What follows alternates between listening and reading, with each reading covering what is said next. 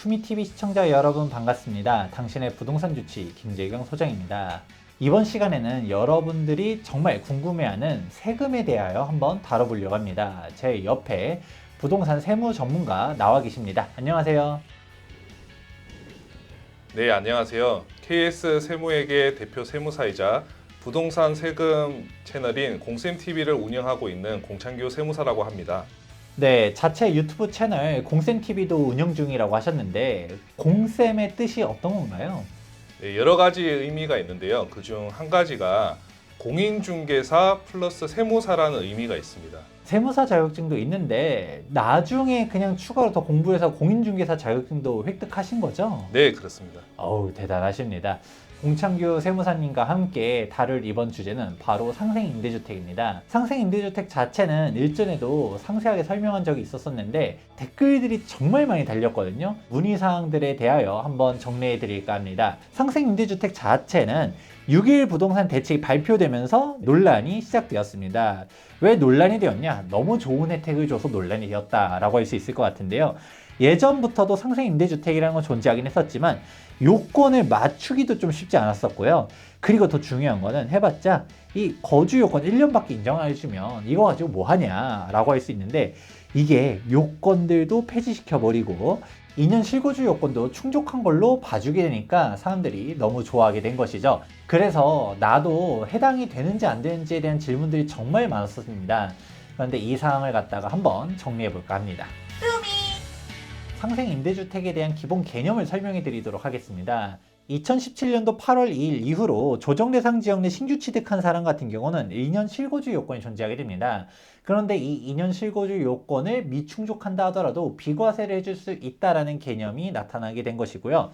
또 중요한 사항은 이 상생임대주택 요건에 충족하게 되면 장기보유 특별공제 역시도 바뀌게 됩니다. 이 장기보유 특별공제 같은 경우는 2년 실거주 요건을 채웠다라는 조건 하에 10년 보유하면 40% 장기보유 특별공제율이 적용되게 되는데요.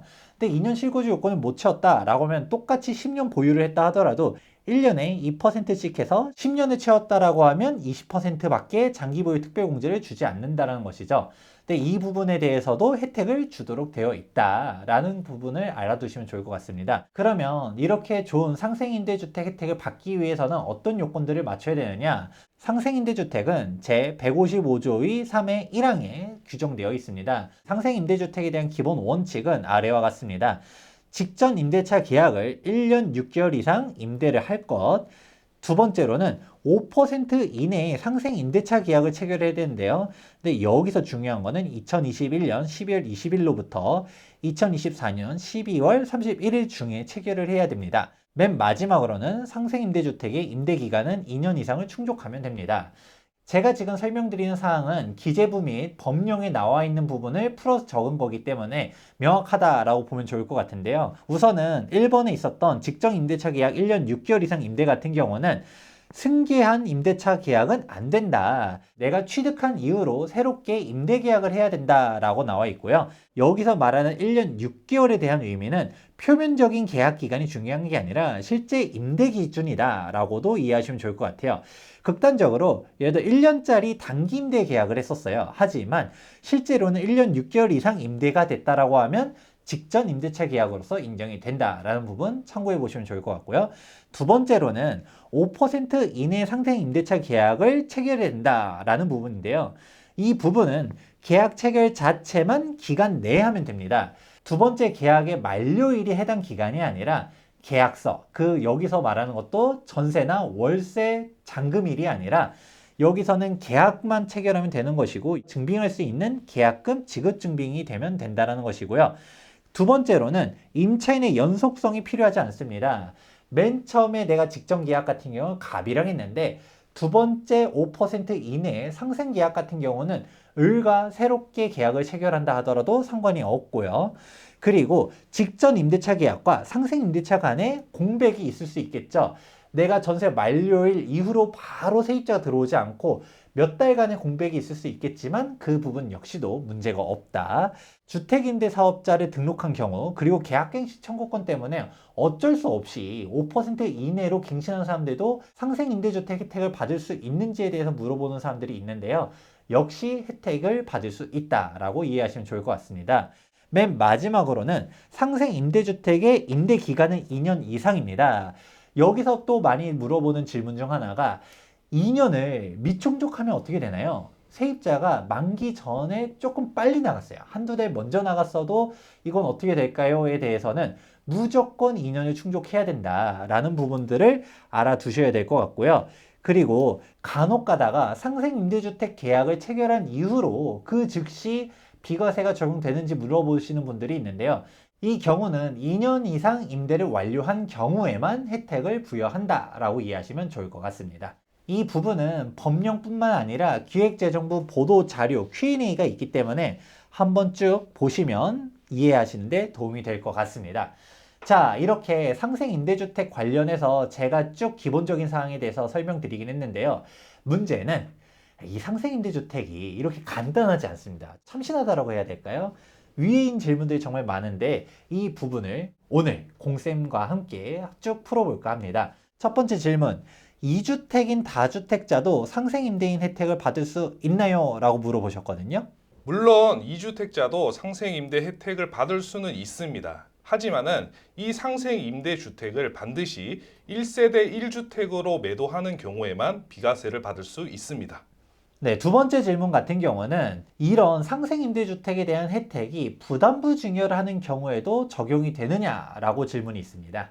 네, 상생 임대 주택과 이 부담부 증여를 함께 활용을 한다면 사실 큰 절세 효과가 있을 수 있어요. 물론 부담부 증여 시 발생하는 양도소득세도 원래부터 이 주택이 1세대 1주택 비과세 혜택이 적용되는 주택이라면 당연히 이 부담부 증여의 양도소득세도 비과세가 적용이 됩니다. 내가 1주택자일 때 부담부 증여를 한다라고 하면 상생임대주택에 대한 효과를 받을 수 있고 그냥 다주택자 같은 경우 의미가 없다 이렇게 이해하면 되겠네요. 네, 그렇습니다. 세 번째 질문은 생각보다 많은 분들이 질문을 해주셨어요. 해외에 거주하고 있는 사람도 상생임대주택 혜택을 받을 수 있느냐, 이 부분은 어떻게 되나요? 원래 1세대 1주택 비과세는 거주자에게만 해당이 됩니다. 외국인 같이 비거주자인 경우에도 이 1세대 1주택 비과세를 적용해 줄 이유는 없거든요. 당연히 자국민을 보호하기 위한 법이기 때문에 만약에 해외에 계신 분이 상생임대주택을 활용을 하고 싶으시다면은 이 상생임대주택을 양도하기 전에 국내로 오셔서 거주자가 된 이후에 양도를 해야 비과세를 적용받을 수 있습니다. 네, 그런데 여기 세법에서는 외국인, 내국인이란 기준은 없잖아요. 네. 거주자, 비거주자 183일 기준으로 하는데 저는 지금 현재 비거주자예요. 외국에 네. 있는 사람인데 네. 상생임대주택을 맞춘 상태에서 그냥 팔면 애초에 이거는 거주자한테만 준 혜택이기 때문에 못 받는다. 네, 맞습니다. 그런데 맞춰놓은 상태에서 나중에 이제 귀국을 한 거죠. 네. 그래서 183일 이상 있어가지고 거주자가 된 다음에 팔게 되면 그런 혜택이 있는 거겠네요. 네, 거주자가 된 이후에 양도를 하면 비과세를 적용받을 수 있습니다. 외국에 계신 분들은 어차피 내가 살고 있는 게 아니니까 상생임대주택 요건에 맞춰놓고 나중에 거주자, 비거주자 요건을 따로 두 번째로 맞춰보면 좋을 것 같다라고 답변해 드릴 수 있을 것 같습니다. 다음 질문입니다. 이 부분도 보면서 좀 참신하다 생각을 했었거든요. 질문의 요지는 이겁니다. 상생임대주택을 했었을 때 5% 이내로 싸게 임대를 주잖아요. 이거를 제3자한테 주는 게 아니라 친지 간에, 즉 가족 간의 임대차 계약을 싸게 놓는 거 이것도 되나요? 현재 세법에 있는 조문을 살펴보면은 특수 관계자 간의 임대차 계약은 제외한다는 조문은 없습니다. 그러니까 법문상으로만 봤을 때는 가족 간 전세 계약도 상생 임대주택으로 인정을 받을 수 있습니다. 하지만 이 상생 임대주택의 취지가 애초부터 부동산 임대 시장을 안정시키기 위한 그런 취지가 있잖아요. 그런데 가족 간 전세 계약은 그런 취지에서는 상당히 벗어난다는 점이죠. 그래서 현재 법문상으로는 가족 간 전세 계약도 상생 임대 계약이 될 수 있지만 앞으로는 이 가족 간 전세 계약은 상생 임대차 계약에서 제외되도록 법이 개정될 가능성도 있다고 봅니다. 네, 다음 질문입니다. 직전 계약 같은 경우는 1년 6개월 이상 유지가 돼야 된다라고 했는데 일단 2년 계약을 하다가 1년 6개월을 충족한 이후에 세입자한테 양해 구해가지고 1년 6개월 만에 일단은 종료하고 그 다음에 이제 새롭게 2년 계약 5% 이내로 해서 합의가 되면 상생임대인 혜택이 되느냐? 당연히 되죠. 2년 계약을 했다 하더라도 실질적으로 1년 6개월 이상을 충족했다라고 하면 이제 종전계약이 된다라고 했으니까요.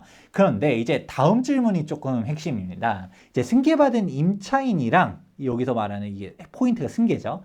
승계받은 임차인이랑 매수인이 내가 이제 그전 전세 계약서를 무시하고 새롭게 계약을 체결해서 1년 6개월 이상 임대를 하게 되면 직전 계약이 되느냐? 이 부분은 조금 애매할 것 같긴 한데 어떻게 보아야 되나요? 네, 우선 법문상으로만 보면은 주택을 취득하고 난 이후에 임차인과 계약서를 다시 작성을 했기 때문에 이 경우는 직전 계약으로 인정이 가능할 것처럼 보입니다. 하지만 법문을 잘 살펴보면 해당 주택의 취득으로 임대인의 지위가 승계된 경우의 임대차 계획은 제외한다고 되어 있습니다. 세법은 실질 과세가 적용이 되는데요. 사실상 임대인의 지위를 승계하는 이러한 계약을 다시 계약서만 작성한다고 해서 인정이 될지는 불확실한 면이 있습니다. 이 부분은 기재부의 예규가 나와야 확실하게 정리될 것으로 보입니다. 네, 다음 질문입니다. 상생임대 관련 임대차 계약을 5% 인상하여 갱신하고 즉시 매도해도 되는 건가요? 라는 질문이 있는데 이거는 제가 앞서서도 설명드렸던 것처럼 갱신 계약조차도 다 충족하고 난 다음에 팔아야지 비과세가 된다라고 답변을 드렸었죠. 다음 질문인데요. 이 상생임대 주택으로 거주 요건을 2년 받아 놓았어요. 그랬는데 이제 재개발 빌라가 추후 2주 철거된 다음에 신축 아파트가 됐어요. 이때도 비과세 요건이 이어지나요? 라는 질문이거든요. 네, 이 경우도 당연히 비과세가 적용이 됩니다. 구주택일 때 비과세 요건을 이미 충족을 하였다면 이후 새 아파트가 완공된 이후에 양도를 하더라도 비과세를 적용받을 수 있습니다. 네, 다음 질문은 비슷한 것 같지만 조금 다른 사항입니다. 상생임대주택을 맞추고 있는 도중에 중간에 멸실이 된 거예요. 그래서 2년에서 못 채우게 돼도 이 경우는 불가피한 사유로 인정이 되느냐라는 질문이거든요. 네, 현재 조문상 어떠한 경우더라도 상생임대 계약은 반드시 2년 이상을 충족을 해야 합니다. 그러므로 이렇게 부득이한 상황이더라도 상생임대 계약을 2년을 유지하지 못한다면 비과세는 적용받기 어렵습니다. 다음 질문은 혼인학과 특례를 물어본 것 같습니다. 이제 A주택과 B주택을 가지고 있는 사람이 이제 혼인을 하게 되면 5년 내에 처분하면 비과세잖아요. 근데 전제 조건이 있죠. 조정 대상 지역 내에서 취득했다라고 하면 2년 실거주를 해야 되는데 이 경우도 상생임대주택 활용할 수 있을까요?에 대한 내용이거든요. 네, 이 경우에도 상생임대주택은 활용을 할 수 있습니다. 1세대 1주택일 경우에만 적용이 되는 것이 아니라 일시적 2주택인 경우도 상생임대주택 비과세가 적용이 가능합니다. 법령을 살펴보시면 국내의 1주택 괄호 열고 155조 이 155조라 함은 일시적 2주택 특례사항을 말하는 것이기 때문에 당연히 혼인으로 인한 일시적 2주택도 적용이 가능합니다. 다음 질문은 임대사업자 관련해서 질문 주셨는데요. 생각보다 많았었던 질문 중에서는 임대사업자 등록을 해가지고 불가피하게 5% 인상한 사람들도 혜택을 주나요? 이 부분에 대해서는 기획재정부 답변에서도 된다라고 설명드린 적 있었습니다. 그런데 이 질문은 약간 좀 다릅니다. 임대사업자 주택이 있어요. 근데 임대사업자 주택 외에 다른 주택을 처분하려고 했었을 때는 소득세법 시행령 155조 20항에 거주주택 비과세 특례라고 말하는데 이거 역시도 2년 실거주를 상생임대주택으로 충족할 수 있느냐라는 질문입니다. 네, 이 부분은 아주 명확하게 말씀을 드릴 수 있을 것 같습니다. 상생임대주택에서 거주기간의 제한을 받지 않는다는 것은 그 소득세법 154조 1항을 말하는 것입니다. 비조정 지역의 주택을 취득할 때는 거주하지 않아도 비과세가 가능하잖아요. 하지만 조정 지역의 주택을 취득할 때는 거주 2년을 충족해야 비과세가 가능한데요. 이 거주 기간 2년을 면제를 해주겠다는 것입니다. 그런데 주택임대 사업자의 거주주택은 비조정 지역이더라도 거주기간 2년을 충족해야 비과세를 적용을 받을 수 있는데요. 그래서 주택임대 사업자의 거주주택도 상생임대주택의 혜택이 적용이 되는지 안 되는지 헷갈릴 수가 있습니다. 다행스럽게도 위 법문에서 155조 20항 제1호는 거주기간의 제한을 받지 않는다고 친절하게 명시를 하였습니다. 그러므로 위 거주주택은 비과세가 가능합니다. 상생임대주택 요건을 만족하게 되면 거주주택 비과세 특례 혜택도 받을 수 있다라고 말해주셨는데요. 그러면 연결된 질문으로서 대체주택 특례 요건의 거주 요건 역시도 상생임대주택을 충족할 수 있는지를 물어보신 분들이 많거든요. 이 질문 또한 주택임대 사업자의 거주주택 비과세의 경우와 상당히 유사하다고 볼 수 있는데요. 상생임대주택은 156조의 2, 즉 일반 주택과 입주권을 보유하고 있는 경우에도 적용이 가능합니다. 이 경우에 이 일반 주택이 상생임대주택의 요건을 충족한다면 거주하지 않아도 이 일반 주택은 비과세가 가능합니다. 하지만 이 입주권을 취득을 하고 나서 그동안 거주할 주택을 취득하는, 즉 쉽게 말하는 대체주택이라고도 하죠. 이 대체주택 같은 경우는 비조정 지역이라고 할지언정 1년 이상 거주를 해야 비과세가 가능합니다. 즉 이 경우도 비조정 지역의 주택일지라도 1년 이상 거주를 해야 하는데요. 이러한 성격을 살펴보자면은 아까 방금 알아본 주택임대 사업자의 거주주택도 비조정 지역이더라도 2년 이상 거주를 해야 하잖아요. 그런데 본문에서는 주택임대 사업자의 거주주택은 비과세가 가능하다고 명확하게 명시를 하였습니다. 하지만 이 대체주택은 본문에 명확하게 명시가 되어 있지가 않습니다. 그래서 이러한 취지로 본다면 위 대체주택은 상생임대주택 비과세가 적용이 되지 않을 것으로 판단이 됩니다. 물론 자세한 것은 기재부의 예규가 나와야 정확하게 알 수 있습니다. 네, 세무사님 말씀이 조금 헷갈리실 수도 있을 것 같은데요. 이게 어떤 거를 구분해야 되느냐? 일단 상생임대주택 요건 자체는 실거주 요건을 배제시켜 주는 거지 않습니까? 그렇다 보니까 여기서 내가 똑같은 소득세법 시행령 156조의 2라고 한다 하더라도 우리 사망 규정을 한번 예로 들어 볼게요. 이 입주권을 신규 취득해가지고 종전주택을 이제 3년 내에 처분하는 요건에서 이 A주택의 2년 실거주를 내가 미충족했다 하더라도 상생임대주택의 요건을 만족해가지고 비과세를 받을 수 있다. 같은 의미로 소득세법 시행령 156조 2의 사항 규정 같은 경우도 종전주택의 2년 실거주 요건을 상생임대주택을 충족할 수는 있지만 비입주권이 나중에 준공되고서 이 준공된 주택에 1년 이상 거주하는 거를 상생임대주택으로 할 수는 없다라는 이야기를 해주셨어요.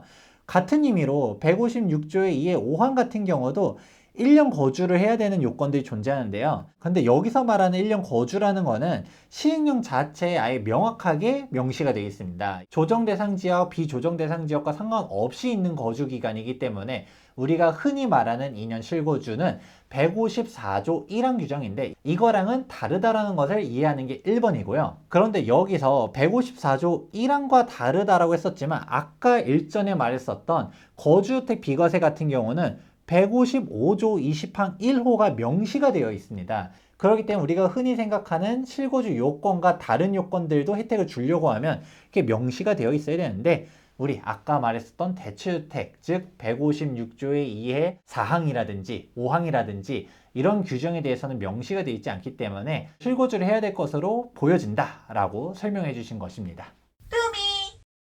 네, 다음 질문은 신규 아파트를 분양받은 사람인 것 같아요. 근데 이 경우도 상생임대주택 요건을 만족하게 되면 비과세를 받을 수 있느냐라고 물어보셨습니다. 네, 분양으로 아파트를 취득하게 되는 경우 내가 보유한 자금이 부족해서 임차인의 보증금을 받아서 잔금으로 치르는 경우가 많은데요. 이렇게 임차인의 보증금으로 잔금을 치르기 위해서는 당연히 주택을 취득하기 전에 임대차 계약을 체결하는 수밖에 없습니다. 그런데 본문에서는 주택을 취득한 후에 해당 주택에 대해서 임차인과 체결한 계약만 직전 계약으로 인정을 하고 있습니다. 그래서 이처럼 잔금일 전에 임차인과 미리 계약을 하는 경우에는 직전 계약에 포함이 안 될 수 있다는 것이죠.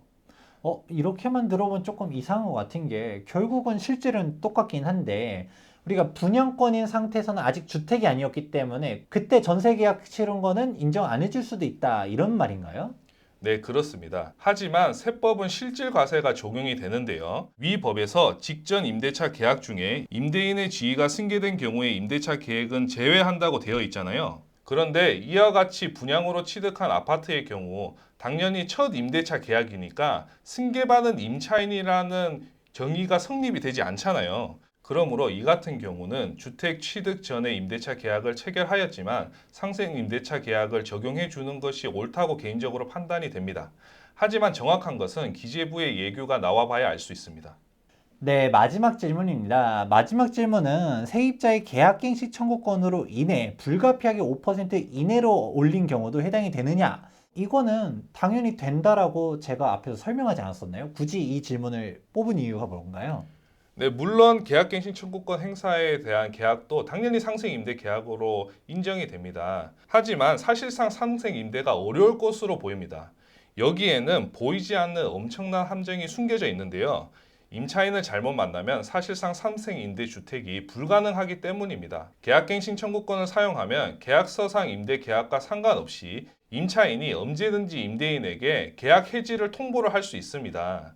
계약을 해지하기 3개월 이전에 통보만 하면은 계약 해지 효력이 발생하기 때문입니다. 그런데 상생임대주택을 보유하는 임대인 입장으로는 이 상생임대를 2년 이상 완료를 해야 비과세 혜택을 받을 수 있잖아요. 그러므로 계약갱신 청구권을 사용한 임차인이 2년을 채우지 않고 그냥 내가 나가겠다고 하면은 임대인 입장에서는 이를 막을 수 있는 방법이 없는 것입니다. 그럼 만약에 계약서상에 임차인은 계약기간 만료 전에 중도 해지를 할 수 없다는 특약을 넣었다면 임대인은 상생임대 혜택을 받을 수 있을까요? 주택임대차 보호법에 따라 당사자 간 특약으로 정하였다고 하더라도 임차인에게 불리한 특약은 그 효력이 없습니다. 이 부분 관련해서 생각을 못 했었는데요. 이제 계약갱신 청구권을 쓰게 돼가지고 5% 이내로 갱신하게 되면 혜택을 받을 수 있다. 여기까지는 많은 사람들이 알고 있지만 문제는 이 임차인이 어떤 식으로 행동하냐가 좀 쟁점 사항일 수 있습니다. 주택임대차 보호법을 보게 되면 계약갱신 청구권은 제6조의 3에 적시가 되어 있는데요. 문제는 밑쪽을 쭉 보게 되면 이 1항에 따라 갱신된 임대차 계약의 해제 같은 경우는 6조의 2를 준용한다고 되어 있어요. 그럼 6조의 2가 뭐냐? 묵시적 갱신입니다. 이 묵시적 갱신 같은 경우는 임차인이 임대인에게 계약 해제를 언제든지 통보를 할 수 있고요. 그리고 이 해제는 임대인이 그 통지를 받은 날로부터 3개월이 지나면 효력이 발생하게 되는 것이죠. 즉 임대인과 임차인 간에 계약갱신 청구권이든 묵시적 갱신이든 이렇게 된 상태에서 임차인 같은 경우는 그냥 나 만기 채우기 전에 퇴거하겠다라고 말만 하게 되면 2년을 미충족하게 된다 하더라도 그냥 임대인은 어쩔 수 없이 보증금을 내줘야 된다라는 상황이 올 수 있다라는 것인데요. 근데 이거를 막기 위해서 뭔가 특약으로서 막을 수 있느냐라고 했을 때는 또 이게 쉽죠. 이건 또 강행 규정입니다. 그렇기 때문에 이런 불합리한 특약 같은 경우는 효력이 없다라고 되어 있기 때문에 계약갱신 청구권으로 인해서 상생임대주택 혜택을 받으려고 하시는 분들 같은 경우는 이 세입자 관리를 조금 잘해야 된다. 근데 이거를 갖다가 그렇다고 특약으로 막을 수도 없고 이거는 약간 조금 맹점 아닐까 싶긴 합니다. 네, 그래서 이런 문제가 발생하지 않으려면 상생임대 계약이 계약갱신 청구권과 겹치지 않아야 합니다. 만약 상생임대 계약이 새로운 임차인과 계약을 하게 돼서 신규 계약이라면 묵시적 갱신, 계약갱신 청구권 사용 이외의 임대차 계약은 임차인이 마음대로 중도 해지할 수가 없습니다. 상생임대주택 관련해서 쭉 한번 풀어보았는데요. 기본적인 사항들도 조금 어렵긴 하지만 혜택이 워낙 많아가지고 많은 사람들이 주목을 하고 있는 내용입니다. 질문들에 대해서 답변을 하다 보니까 디테일하게 들어가면 들어갈수록 조금 더 알아둬야 되는 사항들도 존재하게 되고요. 여기서도 계약갱신 청구권을 쓴 세입자가 중도 퇴실하겠다라고 했을 때 임대인은 어떻게 대응을 해야 되느냐, 이 상생임대주택 혜택을 받으려는 분들은 잘 알아보시면서 대비를 해야겠다. 이렇게 어렵고 복잡한 상생임대주택 본 영상을 통해서 참고하시는 데 도움되었길 바랍니다. 도움되셨다라고 하면 좋아요와 구독하기 눌러주시기 바라면서 지금까지 부동산 주치 김재경 소장과 공센TV의 공창규 세무사였습니다. 감사합니다.